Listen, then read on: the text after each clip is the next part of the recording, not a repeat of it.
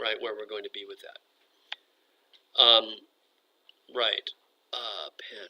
Hey, Allie, could you kill the other light for me, please?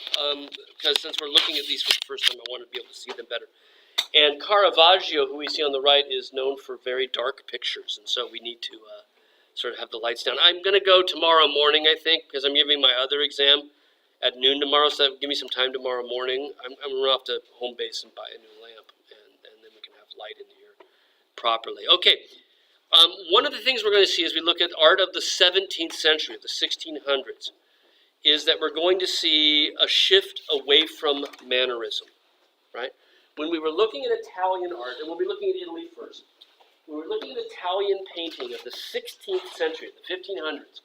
What we saw was after about 1530 or so, 1525, 1530, we started to see a shift away from the balance and harmony of the High Renaissance to art that was much more unstable, busy, artificial, noisy, that historians came to call mannerism, right?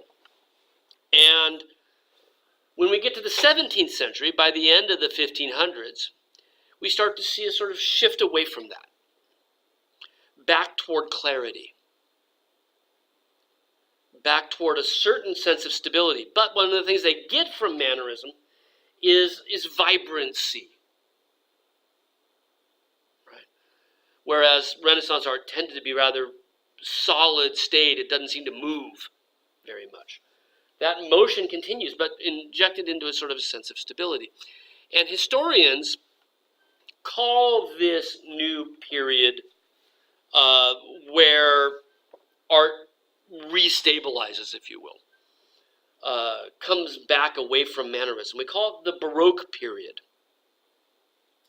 Right? And as a term,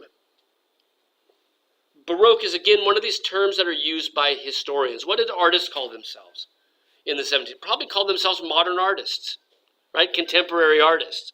They may have called themselves late Renaissance artists, right? We don't really have a term for it. But the term Baroque came up from historians looking back, right?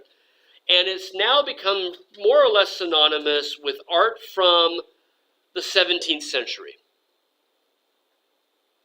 And I should say the long 17th century, 1590s through the early part of the 18th century, right? Because things don't start and stop in 1600, right? Okay, so Baroque is this new period. That's what we'll be talking about, is Baroque art in Italy first, and then we'll move to the other countries in Europe next. Now, let's look at these two. These are the same subject matter, right? So with Tintoretto's work on the left, it's remember the conversion of Saul. Saul of Tarsus was a persecutor of Christians. On the road to Damascus, a blinding light from heaven knocked him off his horse. And he hears a voice from heaven that says, go where? Is it Jerusalem? The upper room in Jerusalem? Is that where he goes? Yeah, I know, but somebody knows. I'm afraid. Anyway, basically, go, you'll figure it out. And he converts, and he becomes Paul, right? St. Paul. And so we see sometimes the title either or, right? Same scene, okay? What has Caravaggio done to make it more easily legible? It's much easier to read, isn't it? Yeah, much more straightforward. What has he done? What sorts of things has he changed? What separates him from mannerism? He eliminated a lot of the background and, I guess, unimportant things. That's right. He got rid of, there's no sort of distractions here, right? So the background is pretty much gone altogether, right? And with that, all these things that aren't really found in the Bible anyway, right? There is no noise. There is no account of other horses fleeing away, right? Tintoretto took some liberties, which is all well and good, right? He wants to make it a bit more dramatic. So we have this, everything kind of, if we think about Tintoretto's composition, right? Here's Paul, or Saul, in the center, right? Falling off his horse. And you can see that it's almost as if Caravaggio's picture is the same figure, but from a different point of view, right? We see it from the head rather than from the feet, right? And a much more complicated point of view too. If you've ever been in a studio art class and tried to foreshorten the figure like that, it's tougher than all get out, right? So same guy. But you notice that what Tintoretto does is with all those things, it just sort of splits around it, right? So we get things going off to the right, we get things going off to the left, right? And it just kind of things go down to the lower right corner, things go down to the lower left corner. Everything's just kind of messy. Yeah? Caravaggio cleans it up, and as Emma said, gets rid of superfluous details, right? And not only does he get rid of a lot of the background, but the background has become this black darkness, right?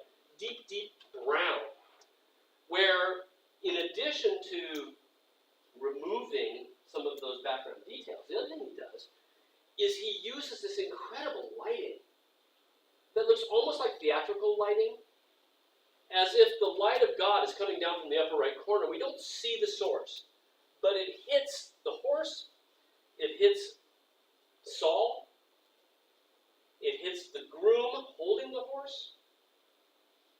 This is a powerful spotlight effect. And it's not like El Greco's spotlight effect, which is kind of flickering and flecks of white everywhere, like a strobe light or lightning. But it's directional. And it focuses the viewer on the things that Caravaggio wants us to look at. Right? So he simplified it, and he's heightening the drama as well with this spotlight effect. Right? It's very, very theatrical. And what we'll see is that theatricality is a hallmark of the Baroque. We're going to see a lot of theatrical pieces, particularly in Italy. What else has he done? Anything else that you can say that's sort of different about this? We talked about the getting rid of the superfluous details. I talked about bringing the light into it. What else would you point to here that's sort of a major change? Emma? The man in the drawing is younger. He's changed the age of St. Paul, hasn't he? I don't know my Bible well enough to know how old Paul was supposed to be at this point. Does that have any major effect in how we read the picture? Or insofar as sort of moving away from mannerism? Maybe not quite as much as some of the other things, right? But it is an interesting change, and if you were doing a term paper on this, that would be certainly something to look into. Why is he younger here? Right? Where are you relative to him? Awfully darn close, right? It's almost as if his head comes out of the picture, right? I mean, the crown at the top of his head is right at the edge there. So he is as close as he can possibly be, right? Whereas Tintoretto's, even though he's right at the edge as well, there's some of this eagle-eye view. We're removed from it. And if we look how much of the composition, the real estate of the rectangle, if you think about the rectangle as having, being a plot of land, right? Look how much of that real estate is taken up by Paul. Like, it's almost half of the picture, right? When you take his arms and move them. He's taking up an awful lot of the picture. Whereas with Tintoretto, it's a tiny little bit. That adds to the confusion. So, with Emma Z's first comment on getting rid of things, part of it is also he loves to ram things right up in your face. And part of that is, again, to enhance the sense of drama. And to make it that much more engaging to you as a viewer. Right? And that's because, and filmmakers understand this. If we think about cinema, right, we think about movies. When they want you to be emotionally engaged with something on the screen, they'll do a close-up. They'll do what's called a one-shot, one person, or maybe a two-shot with two people on the screen. And only scenes sort of from here up, if you want to suggest intimacy.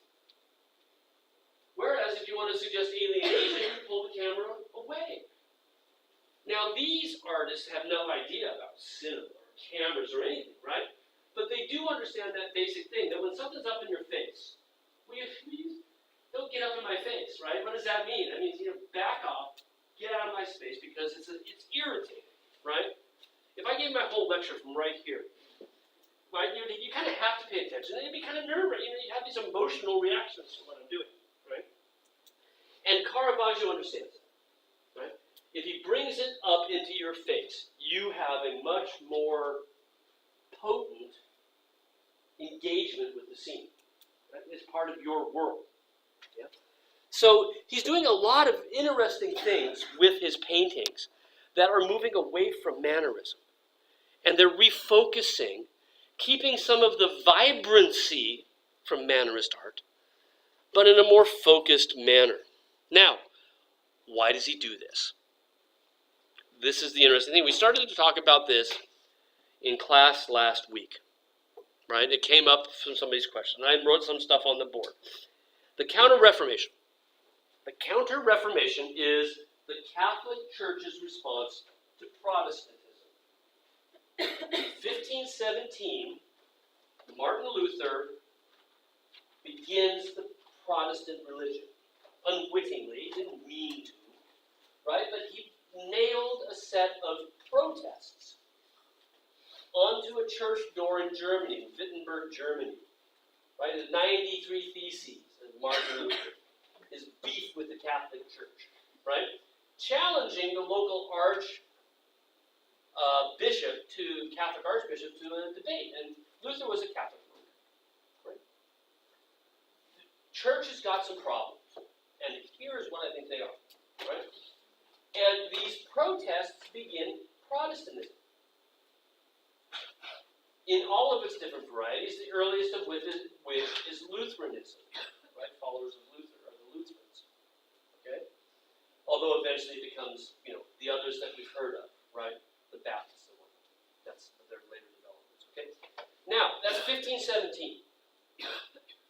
The Catholic Church decides that the best response is no response. Don't dignify it with a response. That's they don't say that in so many words, but that's basically what happens, right?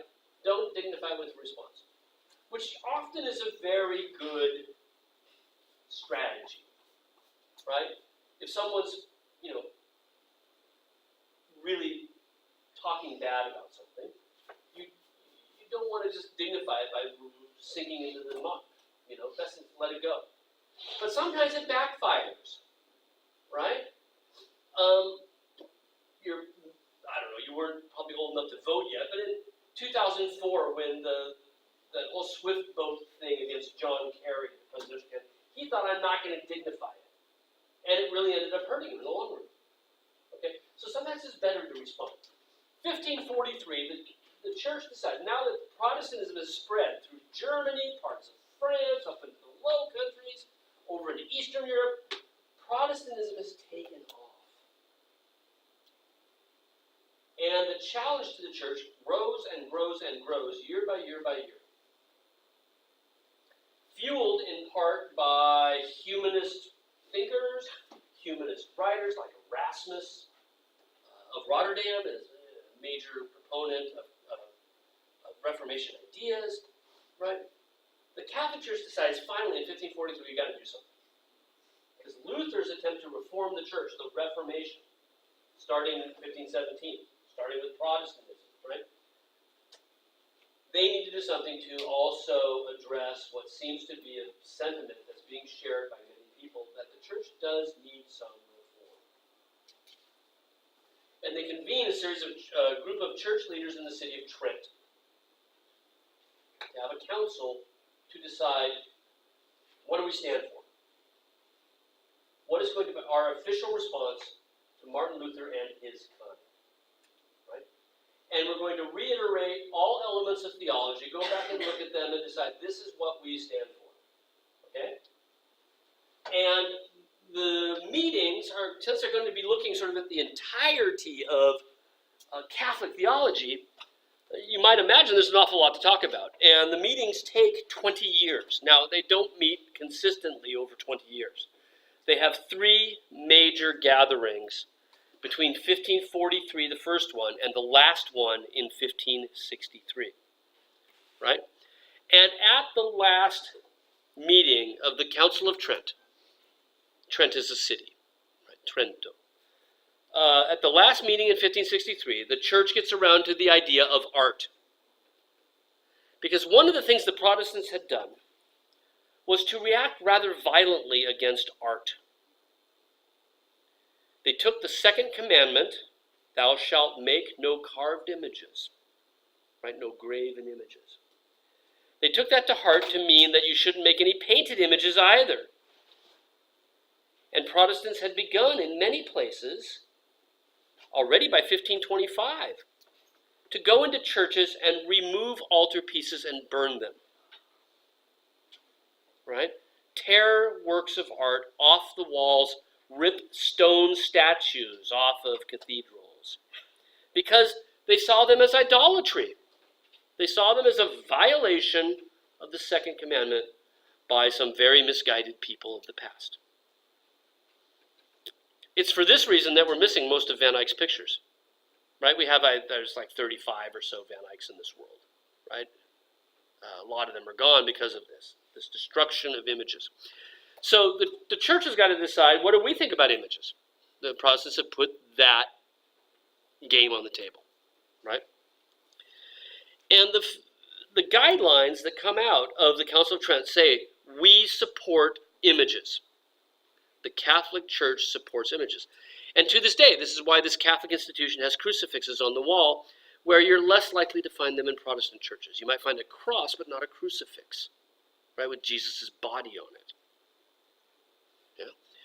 So they say we're all for it. We think art is great.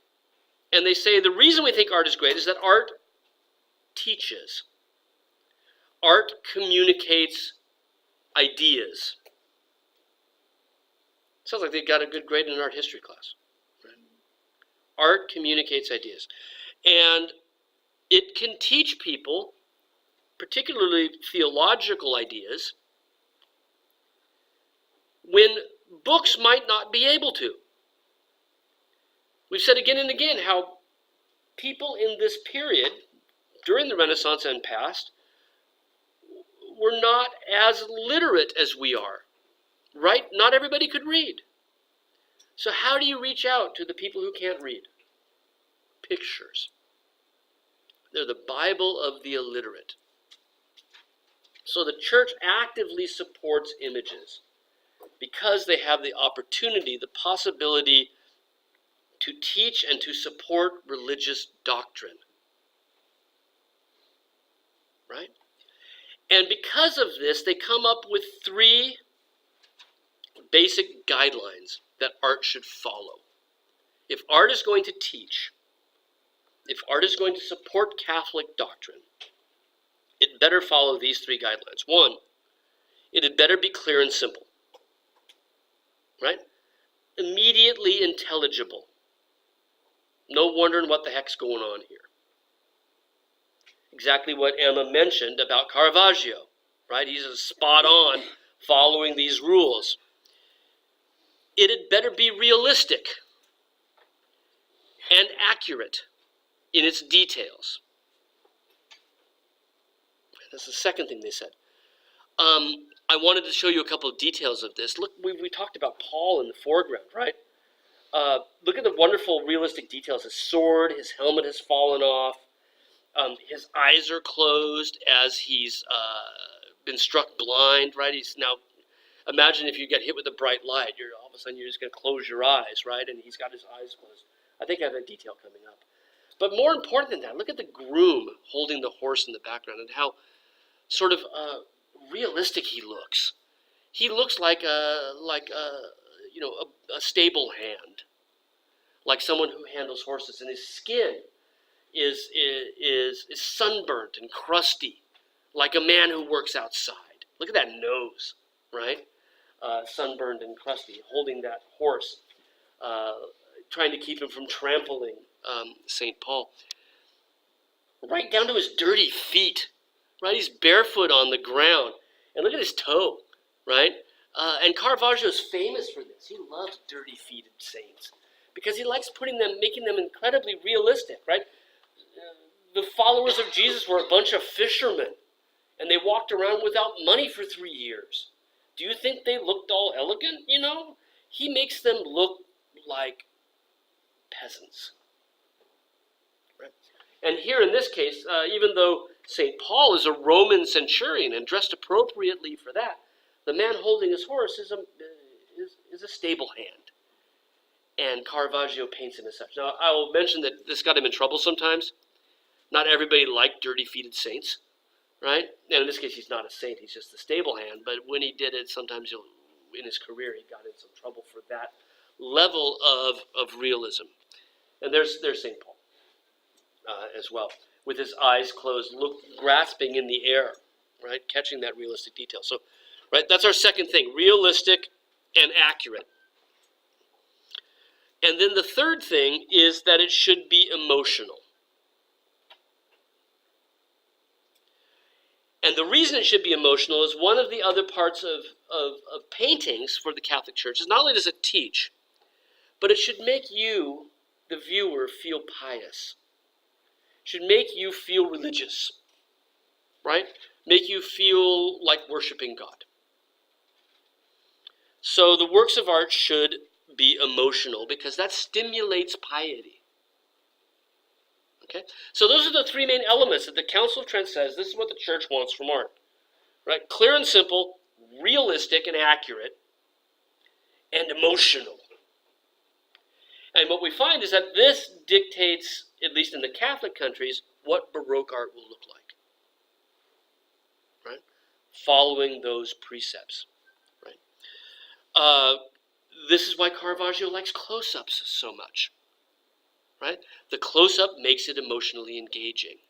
It makes it more dramatic. And drama leads to that kind of engagement.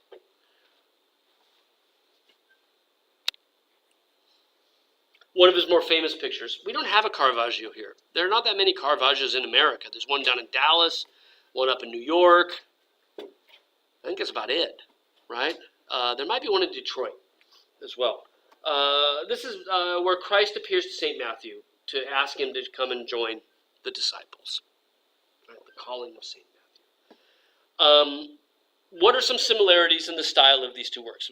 What makes Caravaggio sort of has a small number of tools in his shed, right, that he uses, but he uses them really well, okay?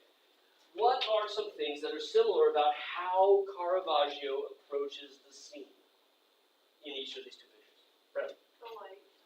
The light, that strong spotlight, right? Not only is it just as strong and the only thing that really illuminates the figures in the scene, but it comes from off camera.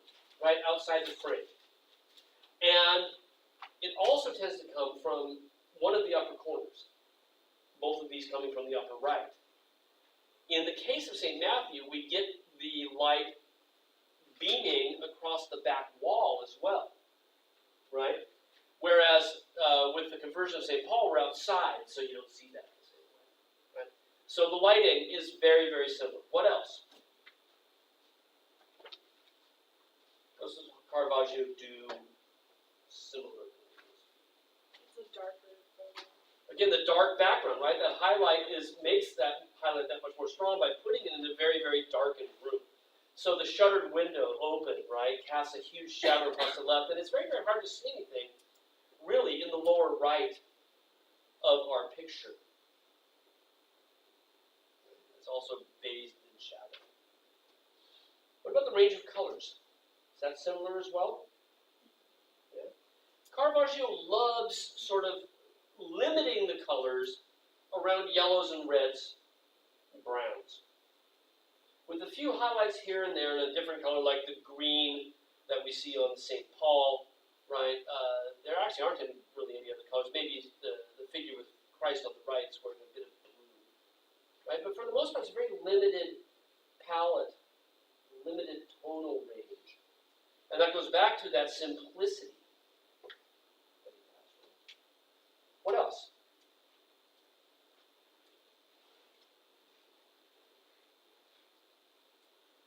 Not quite as close up, but still pretty crowded, right? There's not a lot of distance between you and, say, the young boy with his back to us and the sword, wearing black and white. Right? Using that close-up to bring us into the scene, to make us part of it.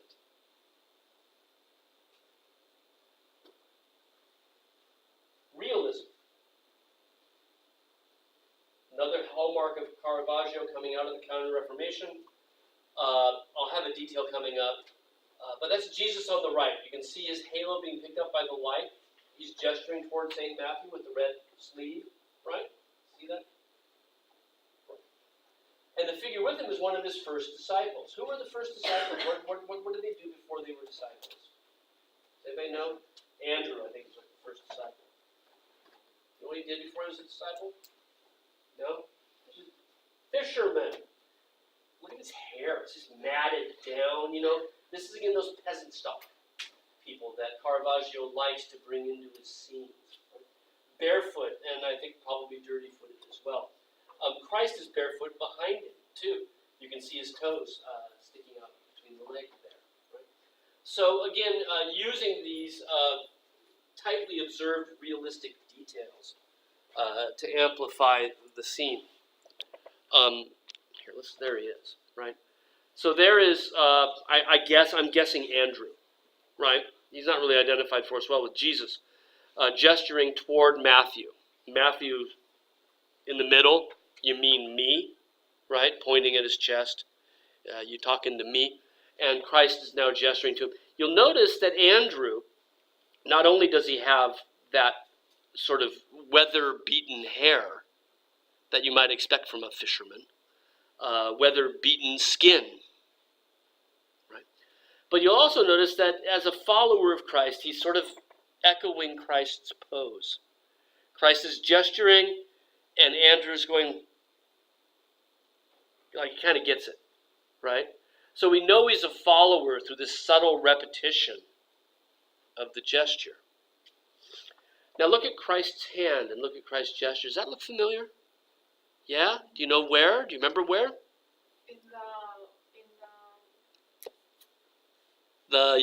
Tracy. The crucifixion. Oh, that's too, but I think that's not where Daniela's going with this. The creation of humans. By Michelangelo. Exactly right.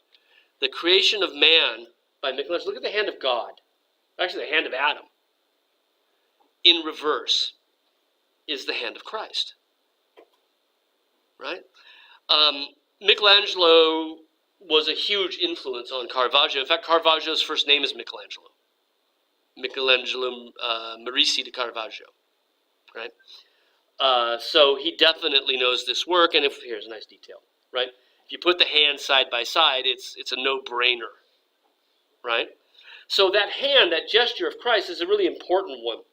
Not only does it set the stage for those who followed Christ, right? But also it ties Christ back to Adam. And again, we've seen this theme, right? Isn't Jesus the new Adam? Adam created by God through the divine intervention brings about the fall of man. Christ also through divine intervention brings about the salvation of man. This is all part of the plan. So Caravaggio, by quoting his namesake, Michelangelo, is making a sort of very interesting and learned theological connection as well. And we see not only does his follower borrow the pose, but Matthew sort of begins to pick up on it too, right, as he points at his chest.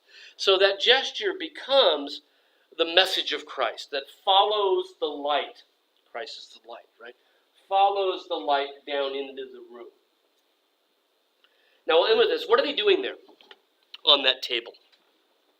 In this detail you can see it maybe. You can see it better here than you can in Rome because it's on a side wall of a chapel that you don't get to go into, so you can only see it in perspective.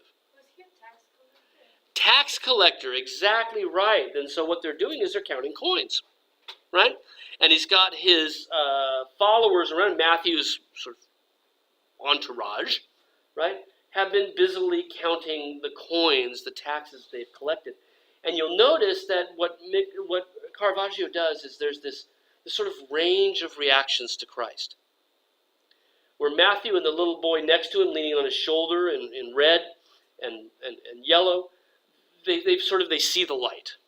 And they're beginning to be aware. The one with his back to us is leaning toward Jesus, right?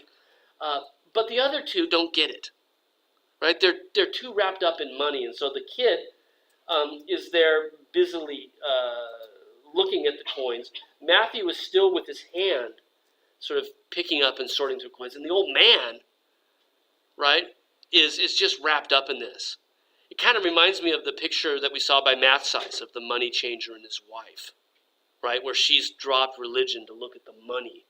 He's also every bit as much enamored with money here as he looks down. Right? So Caravaggio really nails the counter-Reformation ideas about how to make art clear and simple, right? Realistic and accurate, and emotionally engaging. And for this reason, he has an amazing influence on other artists.